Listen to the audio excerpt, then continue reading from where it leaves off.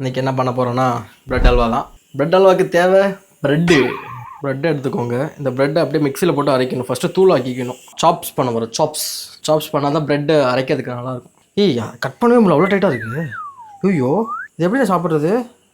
இது மொத்தமாகவே கட் பண்ணியிருக்கலாம். இப்போ மிக்சியில் அரைக்க போகிறோம். போட்டு நல்லா கிருட்டுன்னு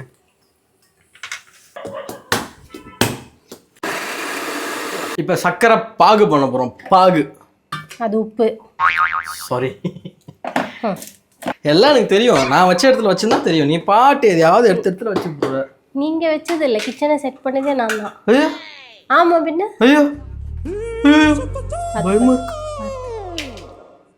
சுகர் பார்த்து ரொம்ப கொடூரமான இனிப்பாயிடும். இது போதும். முக்கா கப். இப்போ இதை எடுத்து நம்ம என்ன பண்ணோம், இது கொஞ்சம் கூட கொட்டிக்கலாம். ஒரு முக்கா கப் எடுத்தால் போதும். அப்படி மலை சாரல் போல் அப்படி தூவணும். அது இப்போ தண்ணி ஊற்றணும் அதில். அது எங்களுக்கு தெரியும். நீங்கள் மூடலாம், வாயை மூடலாம். எடுத்த இடத்துல பொருள் வைக்கணும். சரிங்களா? எல்லாம் வீடியோக்காக நண்பர்களே. என்ன நண்பர்களே? காப்பி அடிக்க கூடாது நண்பர்களே. ஃபஸ்ட்டு நீங்கள் நண்பர்களே. நண்பர்களே யாரை நீ தாக்குற? இல்லை ஹாய் நண்பர்களே. வீடியோவில் வர வெல்கம் டு சந்தியா வைன்ஸ். தண்ணி ஊற்றிக்கலாம். கலக்கி விட அப்படியே கரண்டி வச்சு. ஐநோ படிப்படிப்பா. சுகர் கூட போராடுறாப்ப. ஐயோ,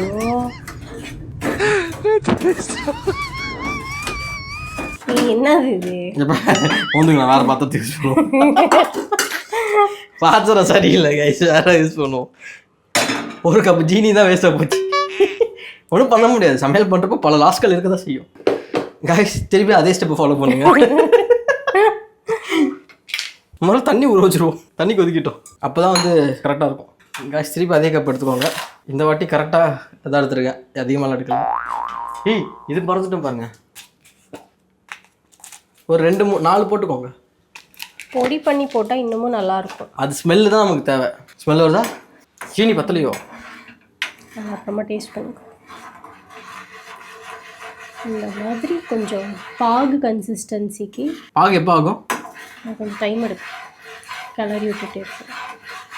ஜீனி கரைஞ்சிடுச்சு கைஸ். நம்ம இப்போ என்ன பண்ண போகிறோன்னா, இந்த ப்ரெட் க்ரம்ஸை கொட்டிடுவோம். சிம்மில் வச்சுக்கோங்க கொட்டும் போது.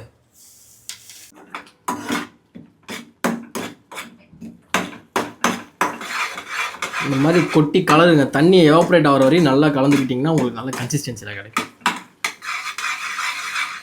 பார்த்தா என்னமோ பிரெட் அல்வா மாதிரி தான் தெரியுது. ஃபினிஷிங் வரும்போது தெரியும். சாப்பிட்டு பார், அப்புறம் தெரியும். சொல்லுங்க, வீடியோ ப்ரூஃப் வாங்கிக்கிறேன். சாப்பிட்டு பார், அப்புறம் தெரியும் இந்த செஃப் எப்படின்னு. திரும்ப சொல்ல.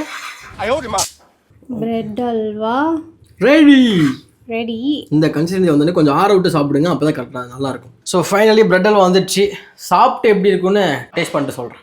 ஃபைனலி பிரெட் அல்வா நல்லா தான் இருக்கு. பாய். பாய். அடுத்த